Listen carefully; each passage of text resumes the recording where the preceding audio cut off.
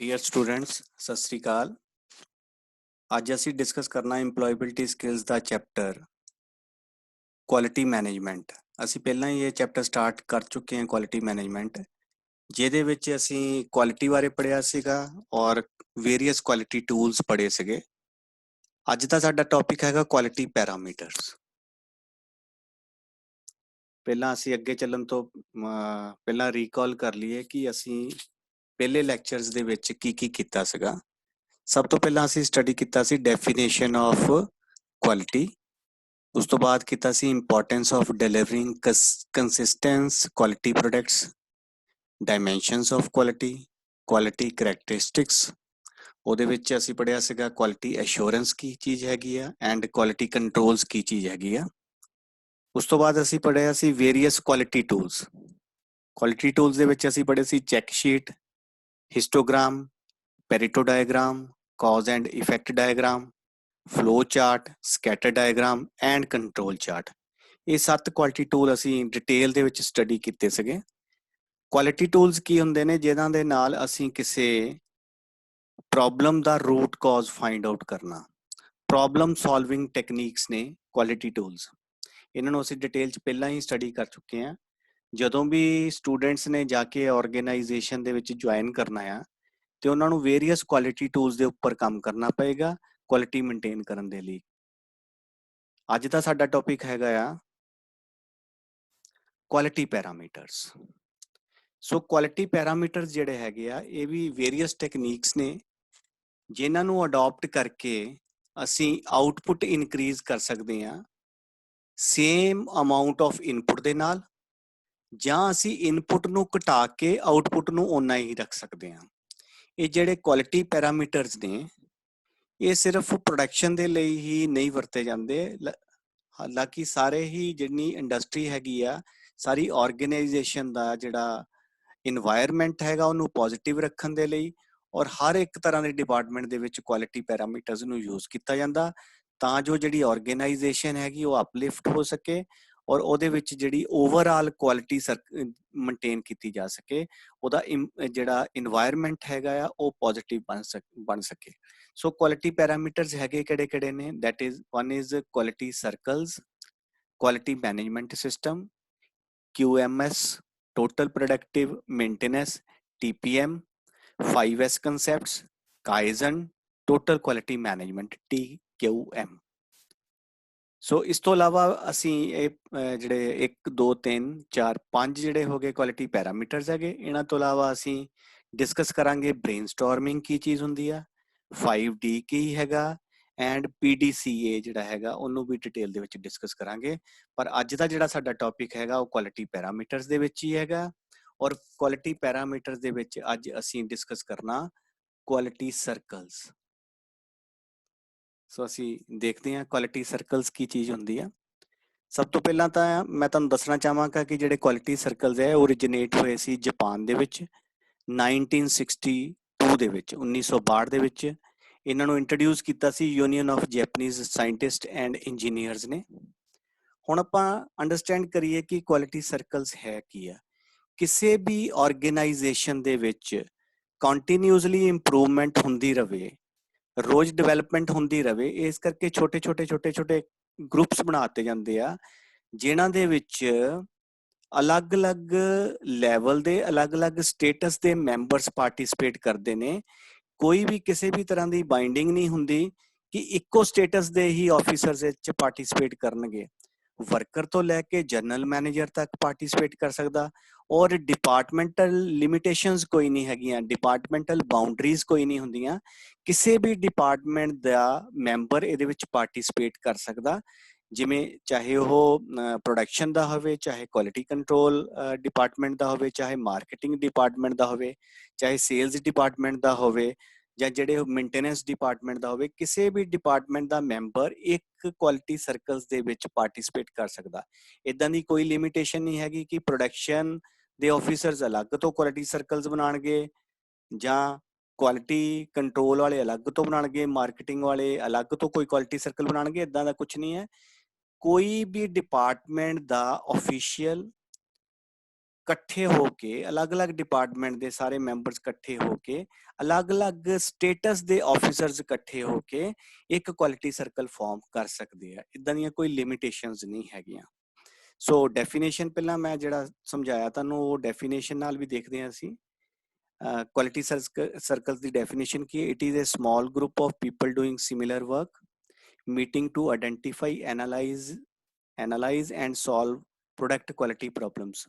So ਇਹਨਾਂ ਨੇ ਕਰਨਾ ਕੀ, quality circles ਨੇ ਥੋੜੀ ਥੋੜੀ ਦੇਰ ਬਾਅਦ ਆਪਸ ਚ ਮੀਟਿੰਗਸ ਕਰਨੀਆਂ ਨੇ, ਇੱਕੋ ਜਿਹੇ ਕੰਮ ਦੇ ਉੱਪਰ ਕੰਮ ਕਰਨਾ ਆ, ਐਨਾਲਾਈਜ਼ ਕਰਨਾ ਪ੍ਰੋਬਲਮ ਨੂੰ ਸੋਲਵ ਕਰਨਾ ਤਾਂ ਜੋ ਕੁਆਲਿਟੀ ਪੈਰਾਮੀਟਰਸ ਜਿਹੜੇ ਆ ਇੰਡਸਟਰੀ ਦੇ ਉਹ ਅਪਲਿਫਟ ਹੋ ਸਕਣ। ਯੂਜ਼ਲੀ ਜਿਹੜੇ ਕੁਆਲਿਟੀ ਸਰਕਲਸ ਹੁੰਦੇ ਨੇ ਉਹ circle usually meet for half an hour to 1 hour each week. ਹਰ ਹਫਤੇ ਦੇ ਵਿੱਚ ਅੱਧਾ ਘੰਟਾ ਜਾਂ 1 ਘੰਟੇ ਦੇ ਲਈ ਆਪਸ ਦੇ ਵਿੱਚ ਮੀਟਿੰਗ ਰੱਖਦੇ ਨੇ ਆਪਣੇ ਰੂਟੀਨ ਵਰਕ ਦੇ ਨਾਲ। ਜਿਵੇਂ ਕੋਈ ਆਪਰੇਟਰ ਆ ਜਾਂ ਕੋਈ ਇੰਜੀਨੀਅਰ ਆ, ਉਹ ਜਿਹੜਾ ਆਪਣਾ ਕੰਮ ਕਰਦੇ ਪਏ ਆ ਉਹ ਤਾਂ ਉਹਨਾਂ ਨੇ ਕਰਨਾ ਹੀ ਕਰਨਾ ਆ, ਪਰ ਉਸ ਤੋਂ ਇਲਾਵਾ ਉਹ ਅੱਧਾ ਘੰਟਾ ਜਾਂ 1 ਘੰਟੇ ਲਈ ਇੱਕ ਹਫਤੇ ਦੇ ਵਿੱਚ ਆਪਸ ਦੇ ਵਿੱਚ ਲਗਭਗ ਮੀਟਿੰਗ ਕਰਦੇ ਨੇ। ਜਿਹੜੀ ਵੀ ਪ੍ਰੋਬਲਮ ਉਹਨਾਂ ਨੇ ਆਇਡੈਂਟੀਫਾਈ ਕਰਨੀ ਆ, ਜਿਹੜਾ ਵੀ ਏਰੀਆ ਉਹਨਾਂ ਨੇ ਅਪਲਿਫਟ ਕਰਨਾ ਆ, ਉਹਦੇ ਬਾਰੇ ਡਿਸਕਸ ਕਰਨਾ, ਔਰ ਜੋ ਉਹਦੇ ਬਾਰੇ ਹੋ ਸਕਦਾ ਹੈ ਉਹ ਆਪਸ 'ਚ ਸਲਾਹ ਕਰਕੇ ਉਹਨੂੰ ਇੰਪਲੀਮੈਂਟ ਕਰਵਾ ਕੇ ਉਹਦੇ ਵਿੱਚ ਇੰਪਰੂਵਮੈਂਟ ਕਰਨਗੇ। Membership is volunteer. Membership volunteer ਹੁੰਦੇ, ਕਿਸੇ ਨਾਲ ਜ਼ੋਰ ਜ਼ਬਰਦਸਤੀ ਨਹੀਂ ਕੀਤੀ ਜਾਂਦੀ, ਆਪਣੀ ਮਨਮਰਜ਼ੀ ਦੇ ਨਾਲ ਪਾਰਟਿਸਿਪੇਟ ਕਰਦੇ ਨੇ। Any member is free to decline membership. ਜੇ ਕੋਈ ਚਾਹੁੰਦਾ ਕਿ ਮੈਂ ਇਸ ਕੁਆਲਿਟੀ ਸਰਕਲ ਦੇ ਵਿੱਚ ਪਾਰਟਿਸਿਪੇਟ ਨਹੀਂ ਕਰਨਾ ਤੇ ਉਹਨੂੰ ਉਹ ਡਿਕਲਾਈਨ ਜਿਹੜੇ ਵੇਲੇ ਮਰਜ਼ੀ ਕਰ ਸਕਦਾ, ਛੱਡ ਕੇ ਜਾ ਸਕਦਾ, ਵਿੱਚੋਂ ਕੋਈ ਕੰਪਲਸ਼ਨ ਨਹੀਂ ਵੀ ਉਹ ਉਸ ਗਰੁੱਪ ਦੇ ਨਾਲ ਹੀ ਜੁੜਿਆ ਰਹੇਗਾ।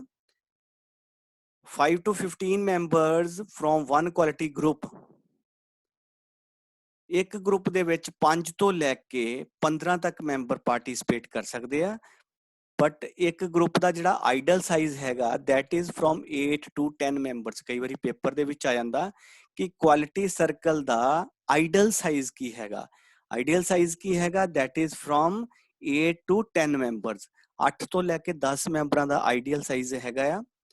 ਵੈਸੇ 5 ਤੋਂ ਲੈ ਕੇ 15 ਮੈਂਬਰ ਤੱਕ ਇੱਕ ਕੁਆਲਿਟੀ ਸਰਕਲ ਦੇ ਵਿੱਚ ਕੰਮ ਕਰ ਸਕਦੇ। ਹੁਣ ਕੁਆਲਿਟੀ ਸਰਕਲ ਸੇ ਸਾਡੇ ਕੋਲ 500 ਮੁਲਾਜ਼ਮ ਕੰਮ ਕਰਦਾ ਹੈਗਾ।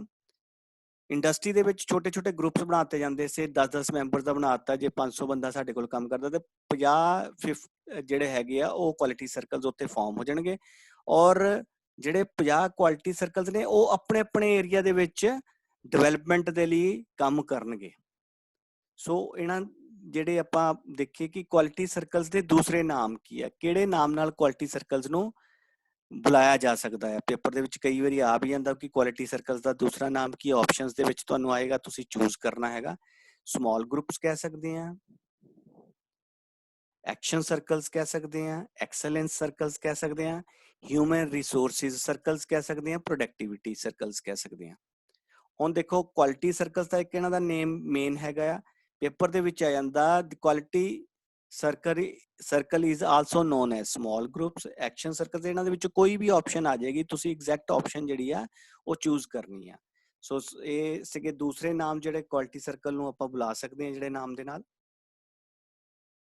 ਇਸ ਤੋਂ ਬਾਅਦ ਕੁਆਲਿਟੀ ਸਰਕਲਸ ਦੇ ਆਬਜੈਕਟਿਵਸ ਕੀ ਆ, ਕਿਸੇ ਇੰਡਸਟਰੀ ਨੇ ਕੀ ਆਬਜੈਕਟਿਵ ਲੈ ਕੇ ਕੁਆਲਿਟੀ ਸਰਕਲਸ ਨੂੰ ਫਾਰਮ ਕਰਨਾ। ਸਭ ਤੋਂ ਪਹਿਲਾਂ ਸੈਲਫ ਡਿਵੈਲਪਮੈਂਟ, ਜਿਹੜੇ ਮੁਲਾਜ਼ਮ ਆ ਉਹਨਾਂ ਦੀ ਸੈਲਫ ਡਿਵੈਲਪਮੈਂਟ ਹੋ ਸਕੇ।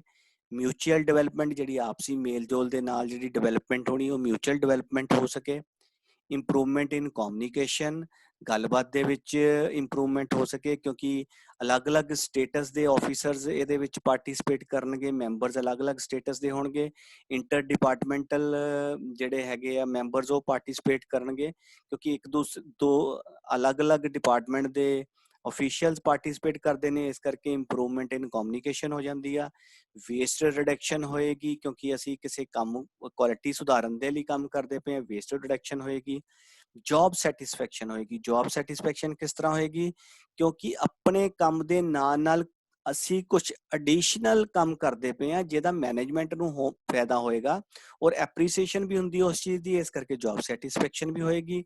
ਕਾਸਟ ਰਿਡਕਸ਼ਨ ਹੈਗੀ ਆ, improvement in productivity, problem solving opportunities, team building. ਇਹ ਸਾਰੇ ਆਬਜੈਕਟਿਵਸ ਨੂੰ ਲੈ ਕੇ ਜਿਹੜੇ ਮੈਂ ਲਿਸਟ ਆਊਟ ਕੀਤੇ ਨੇ ਸਾਰੇ, ਇਹ ਸਾਰੇ ਆਬਜੈਕਟਿਵਸ ਨੇ, ਇਹਨੂੰ ਲੈ ਕੇ ਕਿਸੇ ਮੈਨੇਜਮੈਂਟ ਨੇ ਕੁਆਲਿਟੀ ਸਰਕਲਸ ਫਾਰਮ ਕਰਨੇ ਨੇ।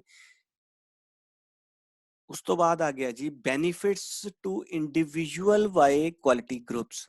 ਹੁਣ ਜਿਹੜੇ ਆਪਾਂ ਕੁਆਲਿਟੀ ਗਰੁੱਪਸ ਜਾਂ ਕੁਆਲਿਟੀ ਸਰਕਲਸ ਬਣਾ ਲਏ ਨੇ, ਉਹਨਾਂ ਦੇ ਇੰਡੀਵਿਜੂਅਲ ਨੂੰ ਕੀ ਕੀ ਫਾਇਦੇ ਹੋਣਗੇ? ਸਭ ਤੋਂ ਪਹਿਲਾਂ ਤਾਂ ਐਡੀਸ਼ਨਲ ਸਕਿੱਲ ਮਿਲੇਗੀ ਆਪਣੇ ਕੰਮ। ਇੱਕ ਆਪਰੇਟਰ ਹੈਗਾ, ਉਹ ਆਪਣੀ ਮਸ਼ੀਨ ਚਲਾਉਂਦਾ ਪਿਆ, ਦੂਸਰੀ ਸਾਈਡ ਤੇ ਉਹ ਕੁਆਲਿਟੀ ਸਰਕਲ ਦੇ ਵਿੱਚ, ਕੁਆਲਿਟੀ ਗਰੁੱਪ ਦੇ ਵਿੱਚ ਉਹਨੇ ਪਾਰਟਿਸਿਪੇਟ ਕਰ ਲਿਆ, ਉਹਦੇ ਵਿੱਚ ਆ ਕੇ ਕਿਸੇ ਹੋਰ ਤਰ੍ਹਾਂ ਦੀ ਸਕਿੱਲ ਉਹਨੂੰ ਮਿਲੇਗੀ, ਕੁਝ ਹੋਰ ਫਾਈਂਡ ਆਊਟ ਕਰਨ ਨੂੰ ਮਿਲੇਗਾ, ਤੇ ਐਡੀਸ਼ਨਲ ਆਪਣੀ ਮਸ਼ੀਨ ਚਲਾਉਣ ਤੋਂ ਇਲਾਵਾ ਉਹਨੂੰ ਐਡੀਸ਼ਨਲ ਸਕਿੱਲ ਵੀ ਮਿਲੇਗੀ ਜਿਹੜੇ ਉੱਤੇ ਉਹ ਐਡੀਸ਼ਨਲੀ ਕੰਮ ਕਰਦਾ ਪਿਆ। ਚੇਂਜ ਇਨ ਐਟੀਟਿਊਡ ਵੀ ਚੇਂਜ ਹੋ ਜਾਂਦਾ। ਐਟੀਟਿਊਡ ਕਿਵੇਂ ਚੇਂਜ ਹੋ ਜਾਏਗਾ? ਕਿਉਂਕਿ ਆਪਾਂ ਬਾਹਰ ਜਾ ਕੇ ਦੂਸਰੇ ਡਿਪਾਰਟਮੈਂਟ ਦੇ ਲਈ ਕੰਮ ਕਰਦੇ ਪਏ ਹਾਂ, ਸੋ ਸਾਡੇ ਐਟੀਟਿਊਡ ਚੇਂਜ ਹੋ ਜਾਏਗਾ। Improve knowledge and self confidence, ਆਪਣੇ ਆਪ ਤੇ ਕੌਨਫੀਡੈਂਸ ਆਏਗਾ। ਨੌਲੇਜ ਇੰਪਰੂਵ ਹੁੰਦੀ ਆ ਕਿਉਂਕਿ ਅਸੀਂ ਆਪਣੇ ਕੰਮ ਤੋਂ ਬਾਹਰ ਆ ਕੇ ਦੂਸਰਾ ਕੰਮ ਕਰਦੇ ਪਏ ਹਾਂ। Develop problem solving skill, obvious ਹੈਗਾ ਕਿ ਜੇ ਅਸੀਂ ਇਕੱਠੇ ਹੋ ਕੇ ਕਿਸੇ ਮੁੱਦੇ ਤੇ ਗੱਲ ਕਰਦੇ ਪਏ ਹਾਂ ਤੇ ਸਾਨੂੰ ਪ੍ਰੋਬਲਮ ਸੋਲਵਿੰਗ ਸਕਿੱਲਸ ਵੀ ਪਤਾ ਲੱਗਦੀਆਂ ਨੇ। Opportunities to learn new techniques, ਨਵੀਆਂ ਟੈਕਨੀਕ ਸਿੱਖਦੇ ਹਾਂ। Make proud and self motivating, motivation ਮਿਲਦੀ ਹੈ ਕਿਉਂਕਿ ਅਸੀਂ ਕੋਈ ਐਡੀਸ਼ਨਲ ਕੰਮ ਕਰਦੇ ਪਏ ਹਾਂ, ਸਾਨੂੰ ਮੈਨੇਜਮੈਂਟ ਰੈਕੋਗਨਾਈਜ਼ ਕਰ ਰਹੀ ਆ, ਇਸ ਕਰਕੇ ਮੋਟੀਵੇਸ਼ਨ ਵੀ ਮਿਲਦੀ ਆ। ਬਿਲਡ ਗੁੱਡ ਟੀਮ ਵਰਕ, ਕਿਉਂਕਿ ਅਲੱਗ-ਅਲੱਗ ਡਿਪਾਰਟਮੈਂਟ ਦੇ ਅਲੱਗ-ਅਲੱਗ ਸਟੇਟਸ ਦੇ ਮੈਂਬਰਸ ਪਾਰਟਿਸਿਪੇਟ ਕਰਦੇ ਪਏ ਆ, ਇਸ ਕਰਕੇ ਟੀਮ ਵਰਕ ਵੀ ਬਹੁਤ ਜ਼ਿਆਦਾ ਬਿਲਡਅਪ ਹੁੰਦਾ। Bring out hidden potential of people, ਜਿਹੜਾ ਲੋਕਾਂ ਦੇ ਵਿੱਚ ਛੁਪਿਆ ਹੋਇਆ ਪੋਟੈਂਸ਼ੀਅਲ ਹੈਗਾ ਉਹ ਸਾਹਮਣੇ ਆਉਂਦਾ। ਕਿਵੇਂ ਆ ਜਾਂਦਾ? ਕਿਉਂਕਿ ਇੱਕ ਤਾਂ ਆਪਰੇਟਰ ਕੰਮ ਕਰਦਾ ਪਿਆ ਆਪਣੀ ਮਸ਼ੀਨ ਦੇ ਉੱਤੇ, ਜਾਂ ਇੰਜੀਨੀਅਰ ਕੋਈ ਕਰ ਰਿਹਾ ਆਪਣੇ ਡਿਪਾਰਟਮੈਂਟ ਦੇ ਉੱਤੇ, ਆਪਣੀ ਜੌਬ ਦੇ ਉੱਤੇ। ਹੁਣ ਉਹ ਆਪਣਾ ਕੰਮ 8 ਘੰਟੇ ਕਰਕੇ ਵਾਪਸ ਚਲੇ ਜਾਂਦਾ, ਪਰ ਉਹਦੇ ਅੰਦਰ ਜਿਹੜਾ ਪੋਟੈਂਸ਼ੀਅਲ ਛੁਪਿਆ ਹੋਇਆ, ਜੇ ਉਹ ਐਡੀਸ਼ਨਲ ਕੰਮ ਕਰ ਸਕਦਾ, ਜੇ ਉਹਦੇ ਕੋਲ ਐਡੀਸ਼ਨਲ ਸਕਿੱਲਸ ਹੈਗੀਆਂ ਆ, ਜਦੋਂ ਅਸੀਂ 4 ਬੰਦੇ ਇਕੱਠੇ ਹੋ ਕੇ ਕੋਈ ਕੰਮ ਕਰਦੇ ਆ ਤੇ ਉਹਦੇ ਅੰਦਰ ਜਿਹੜਾ ਲੁਕਿਆ ਹੋਇਆ ਪੋਟੈਂਸ਼ੀਅਲ ਉਹ ਸਾਹਮਣੇ ਆਉਂਦਾ ਆ, ਉਹ ਆਪਣਾ ਪੋਟੈਂਸ਼ੀਅਲ ਲੋਕਾਂ ਦੇ ਸਾਹਮਣੇ ਰੱਖੇਗਾ। ਇਹ ਸਾਰੇ ਜਿਹੜੇ ਮੈਂ ਲਿਸਟ ਆਊਟ ਕੀਤੇ ਨੇ, ਇਹ ਸਾਰੇ ਜੇ ਕੁਆਲਿਟੀ ਸਰਕਲ ਕਿਸੇ ਆਰਗੇਨਾਈਜੇਸ਼ਨ ਦੇ ਵਿੱਚ ਫਾਰਮ ਹੋ ਜਾਂਦਾ ਆ ਤੇ ਇਹ ਇੰਡੀਵਿਜੂਅਲ ਬੈਨੀਫਿਟਸ ਨੇ। ਆਪਣੀ ਪਰਸਨੈਲਿਟੀ, ਉੱਥੇ ਇੰਪਲੋਈਜ਼ ਦੀ ਪਰਸਨੈਲਿਟੀ ਦੇ ਵਿੱਚ ਇੰਡੀਵਿਜੂਅਲੀ ਬੈਨੀਫਿਟ ਕਿਹੜੇ-ਕਿਹੜੇ ਹੋਣਗੇ, ਜਿਹੜਾ ਮੈਂ ਲਿਸਟ ਆਊਟ ਕੀਤਾ ਹੈ ਸਾਰੇ ਬੈਨੀਫਿਟਸ ਇੰਡੀਵਿਜੂਅਲੀ ਹੋਣਗੇ। ਉਸ ਤੋਂ ਬਾਅਦ ਆ ਗਿਆ ਜੇ ਕੁਆਲਿਟੀ ਸਰਕਲਸ ਕੋਈ ਆਰਗੇਨਾਈਜੇਸ਼ਨ ਫਾਰਮ ਕਰਦੀ ਆ ਤੇ ਉਹਦੇ ਆਰਗੇਨਾਈਜੇਸ਼ਨ ਨੂੰ ਕੀ ਕੀ ਫਾਇਦੇ ਹੋਣਗੇ? ਕੀ ਫਾਇਦੇ ਹੋਣਗੇ? ਦੀ organisation gets the total involvement of people, ਕਿਉਂਕਿ ਕੁਆਲਿਟੀ ਸਰਕਲ ਕਿੰਨੇ ਬਣਾਤੇ, ਹਰ ਇੱਕ ਬੰਦੇ ਦੀ ਇਨਵੋਲਵਮੈਂਟ ਹੋ ਗਈ। ਕੋਈ ਵੀ ਇਹ ਨਹੀਂ ਆ ਵੀ ਆਪਣਾ ਕੰਮ ਕਰਕੇ ਚਲੇ ਗਿਆ, ਐਡੀਸ਼ਨਲੀ ਸਾਰੇ ਲੋਕ ਆਪਣੇ ਆਪਣੇ ਕੰਮ ਤੇ ਲੱਗੇ ਹੋਏ ਆ, ਐਡੀਸ਼ਨਲ ਕੰਮ ਕਰ ਰਹੇ ਆ, ਇਸ ਕਰਕੇ ਟੋਟਲ ਇਨਵੋਲਵਮੈਂਟ ਆਫ ਪੀਪਲ ਹੋ ਗਈ। Improvement in quality of work improve ਹੋਗੀ। bring out extraordinary qualities from ordinary people, ਜਿਹੜੇ ਆਮ ਆਪਣੇ ਲੋਕ ਆਪਣਾ ਹੀ ਕੰਮ ਕਰਦੇ ਸੀ, ਘਰ ਚਲੇ ਜਾਂਦੇ ਸੀ ਕੰਮ ਕਰਕੇ, ਹੁਣ ਉਹਨਾਂ ਦੇ ਵਿੱਚੋਂ ਐਕਸਟਰਾ ਆਰਡੀਨਰੀ ਕੁਆਲਿਟੀਜ਼ ਬਾਹਰ ਆ ਰਹੀਆਂ ਕਿਉਂਕਿ ਉਹ ਮਿਲ ਕੇ ਇੱਕ ਦੂਸਰੇ ਨੂੰ ਆਪਣੇ ਵਿਚਾਰ ਦੇ ਰਹੇ ਆ ਵੀ ਕੰਮ ਨੂੰ ਸੁਧਾਰਨਾ ਕਿਵੇਂ ਹੈਗਾ। ਐਨ ਓਪਰਚੁਨਿਟੀ ਫਾਰ ਕਲੈਕਟਿੰਗ ਆਈਡੀਆਜ਼, ਹੁਣ ਉਹਨਾਂ ਨੂੰ ਓਪਰਚੁਨਿਟੀ ਵੀ ਆਰਗੇਨਾਈਜੇਸ਼ਨ ਨੂੰ ਮਿਲਦੀ ਪਈ ਆ, ਆਈਡੀਆਜ਼ ਉਹਨਾਂ ਕੋਲ ਆਰਗੇਨਾਈਜੇਸ਼ਨ ਦੇ ਕੋਲ ਬਹੁਤ ਆਉਂਦੇ ਪਏ ਆ। Maintain ਪਲੀਜ਼ਿੰਗ working environment, positive environment, ਕਿਉਂਕਿ ਸਾਰੇ ਲੋਕ ਮਿਲ ਕੇ ਕੰਮ ਕਰਨ ਲੱਗ ਪਏ, ਇੱਕ ਦੂਸਰੇ ਨੂੰ ਸਲਾਹ ਦੇਣ ਲੱਗ ਪਏ, ਬੈਠਣ ਉੱਠਣ ਇਕੱਠੇ ਲੱਗ ਪਏ, ਇੰਪਰੂਵਮੈਂਟਸ ਕਰਨ ਲੱਗ ਪਏ, ਮੋਟੀਵੇਸ਼ਨ ਆ ਗਈ। ਇਹਦੇ ਨਾਲ ਪੋਜ਼ਿਟਿਵ ਇਨਵਾਇਰਨਮੈਂਟ ਇੰਡਸਟਰੀ ਦੇ ਵਿੱਚ ਬਣ ਗਿਆ, ਜਿਹੜਾ ਸਭ ਤੋਂ ਵੱਡਾ ਬੈਨੀਫਿਟ ਹੈਗਾ ਕਿਸੇ ਆਰਗੇਨਾਈਜੇਸ਼ਨ ਦਾ। ਐਲੀਮੀਨੇਟ ਇੰਟਰ ਡਿਪਾਰਟਮੈਂਟਲ ਕਨਫਲਿਕਟਸ, ਜਿਹੜੇ ਡਿਪਾਰਟਮੈਂਟਾਂ ਦੇ ਇੰਟਰ ਡਿਪਾਰਟਮੈਂਟਲ ਕਨਫਲਿਕਟ ਸੀ, ਮਤਭੇਦ ਸੀਗੇ, ਉਹ ਖਤਮ ਹੋ ਗਏ। ਖਤਮ ਕਿਵੇਂ ਹੋ ਗਏ? ਕਿਉਂਕਿ ਆਪਾਂ ਅਲੱਗ-ਅਲੱਗ ਡਿਪਾਰਟਮੈਂਟ ਦੇ ਬੰਦੇ ਜਿਹੜੇ ਮਿਲ ਕੇ ਬੈਠਦੇ ਆ ਤੇ ਸਾਡੇ ਨਾਲ ਦੂਸਰੀਆਂ ਗੱਲਾਂ ਵੀ ਮੇਰੇ ਡਿਪਾਰਟਮੈਂਟ ਦੇ ਵਿੱਚ ਕੀ ਪ੍ਰੋਬਲਮ ਆਉਂਦੀ ਪਈ ਆ, ਤੁਹਾਡੇ ਡਿਪਾਰਟਮੈਂਟ ਦੇ ਵਿੱਚ ਕਿਹੜੀ ਪ੍ਰੋਬਲਮ ਹੈਗੀ ਆ, ਉਹ ਸਾਰੇ ਬੈਠ ਕੇ ਆਪਸ ਹੀ ਉਹਨਾਂ ਨੂੰ ਇੱਕ ਦੂਜੇ ਦੀਆਂ ਮਜਬੂਰੀਆਂ ਸਮਝ ਆਉਂਦੀਆਂ, ਜਿਹਦੇ ਨਾਲ ਇੰਟਰ ਡਿਪਾਰਟਮੈਂਟਲ ਕਨਫਲਿਕਟਸ ਜਿਹੜੇ ਆ ਉਹ ਖਤਮ ਹੋ ਜਾਂਦੇ ਆ। ਰਿਡਿਊਸ ਐਬਸੈਂਟਿਜ਼ਮ ਐਂਡ ਗ੍ਰੀਵੈਂਸਿਸ ਸਾਰੇ ਝਗੜੇ ਖਤਮ ਹੋ ਜਾਂਦੇ ਆ, ਔਰ ਲੋਕੀ ਕਿਉਂਕਿ ਮੋਟੀਵੇਟ ਹੈਗੇ ਆ, ਛੁੱਟੀ ਵੀ ਨਹੀਂ ਕਰਦੇ, ਐਬਸੈਂਟਿਜ਼ਮ ਵੀ ਖਤਮ ਹੋ ਜਾਂਦੀ ਹੈ। ਇਹ ਸਾਰੇ ਆਰਗੇਨਾਈਜੇਸ਼ਨ ਨੂੰ ਕੁਆਲਿਟੀ ਸਰਕਲਸ ਦੇ ਬੈਨੀਫਿਟਸ ਨੇ। ਸੋ ਇਹ ਸਾਰੇ ਲਿਸਟ ਆਊਟ ਕੀਤੇ ਨੇ ਮੈਂ, ਬੈਨੀਫਿਟਸ ਕੁਆਲਿਟੀ ਸਰਕਲਸ ਦੇ ਕਿਹੜੇ ਨੇ।